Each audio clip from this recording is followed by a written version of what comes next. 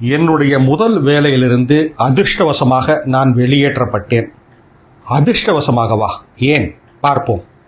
நீங்கள் பாதுகாப்பான வேலை, ஜாப் செக்யூரிட்டி என்பதை நம்புவதை விட்டுவிடுவீர்கள். நீங்கள் திறமையே பாதுகாப்பு, ஸ்கில் செக்யூரிட்டி என்று நம்ப தொடங்குவீர்கள்.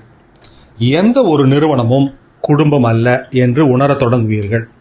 உங்கள் சொந்த பிராண்டை வடிவமைக்க தொடங்குவீர்கள்.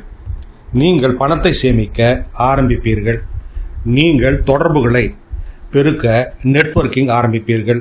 அது முதலில் கொட்டுவது ஸ்டிங் போல இருக்கும், பிறகு அதிர்ச்சியை கொடுக்கும், ஆனால் உங்களை விடுதலையாக்கும். It sets you free.